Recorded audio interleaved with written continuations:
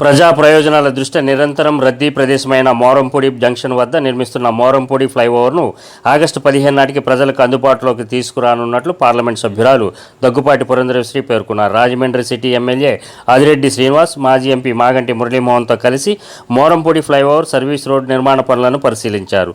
ఈ సందర్భంగా ఎంపీ పురంధరేశ్వరి మాట్లాడుతూ రాజమహేంద్రవరం నగరంలో ట్రాఫిక్ సమస్యను అధిగమిస్తూ ప్రమాదాలను నియంత్రించే విధంగా జాతీయ రహదారి మోరంపూడి జంక్షన్ వద్ద ఫ్లైఓవర్ నిర్మాణ పనులు వేగవంతంగా జరుగుతున్నాయని, ఆగస్టు 15 నాటికి ప్రజలకు అంకితం చేయడం జరుగుతుందని అన్నారు.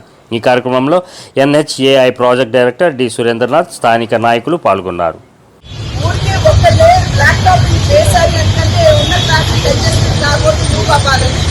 రాబోయే కాలంలో ఒక నెల పాటు ట్రాఫిక్ డైవర్ట్ చేసి మిగిలిన లేయర్స్ కూడా ఈ సర్వీస్ రోడ్స్ లో వేసి దీన్ని పటిష్టం చేస్తామని చెప్పి పీటీ గారు కూడా చెప్పడం జరిగింది.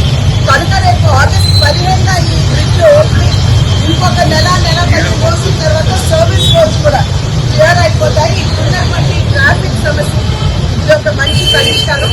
ఇందు మూలంగా మనకు అర్థమయ్యేందుకు విషయం కూడా ఏమిటంటే, కేంద్ర ప్రభుత్వం సైతం దేశంలో దేశాన్ని మనం అభివృద్ధి పదంలో నడిపిస్తారని పదే నరేంద్ర మోడీ గారు 11వ ఆర్థిక శక్తిగా ఉన్నటువంటి భారతదేశాన్ని 5వ స్థానానికి తీసుకురావడం